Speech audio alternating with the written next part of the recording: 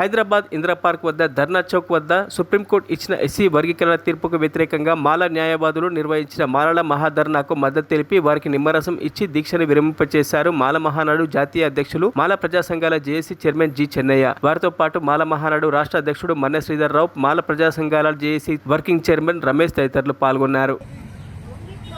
SC వర్గీకరణ చేసినందుకు మేము చాలా ఆందోళన చేపట్టాం. అశోక్ గారు నిర్ణయం తీసుకొని అదేవిధంగా చంద్రబాబు నాయుడు ఏమన్నారంటే కుప్పంలో చేసినప్పుడు ఏ రాష్ట్రానికి ఆ రాష్ట్రం చేసుకోవాలి వర్గీకరణ, ఏ జిల్లాకు ఆ జిల్లా చేసుకోవచ్చు అని ఇలా పలికి ఢిల్లీ పోయినాక చక్రం తిప్పిండు చంద్రబాబు నాయుడు.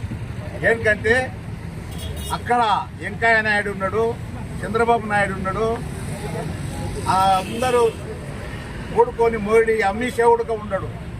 ఈ పెద్ద కుట్ర నడుస్తుంది ఏదో అనుకొని మనం అనుకోవద్దు. ఏదంటే వర్గీకరణ చేసింది అనేది కాదు, ఈ రిజర్వేషన్ లేదు ఎన్నిక ప్లాన్ ఉంది. మొత్తానికి తీసేయాలని ప్లాన్ తోటి ఈ మా సోదరుడిని మల్లకృష్ణను ఎంట పెట్టుకొని ఈ రిజర్వేషన్లు తీసేయనిక పెద్ద ప్లాన్ మీకు చేసినవని మా వాళ్ళను మా సోదరులను మంచిగా చేసుకొని ఈ మొత్తాన్ని లేకుండానే చేస్తున్నాడని ఇది గ్రహిస్తలేరు మా నందు. అందు గురించేనే పెద్ద ఎత్తున మొన్న అన్ని సంఘాలతోటి అన్ని నాయకులు అందరూ ఢిల్లీలో జంతర్ మంతర్ కాడ కూడా ధర్నాలు రస్తరోకోలు చేసి ఆందోళన చేపట్టాం. మేము అందు గురించేనే పెద్ద ఎత్తున మేము ఉద్యమాలు చేసి ఎస్సీ వర్గీకరణ కాకుండా అడ్డుకుంటాం. అందు గురించని మేము అందరూ 9 మంది న్యాయమూర్తులను పెట్టి మేము వర్గీకరణ బిల్లును అడ్డుకొని మేము రిపిటిషన్ వేసి అడ్డుకుంటామని కూడా మేము డిమాండ్ చేస్తున్నాం. అందు గురించనే ఏదైనా కూడా మా వాళ్ళు ఈ రోజు అడ్వకేట్ల ముందుకు వచ్చిండ్రు. రేపు గవర్నమెంట్ ఎంప్లాయీలు వస్తున్నారు, రేపు టీచర్లు వస్తున్నారు.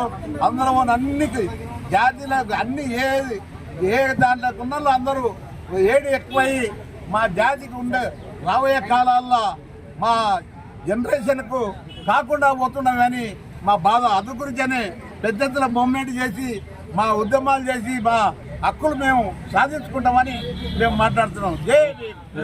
మరిన్ని అప్డేట్స్ కోసం మా ఛానల్ని సబ్స్క్రైబ్ చేయండి.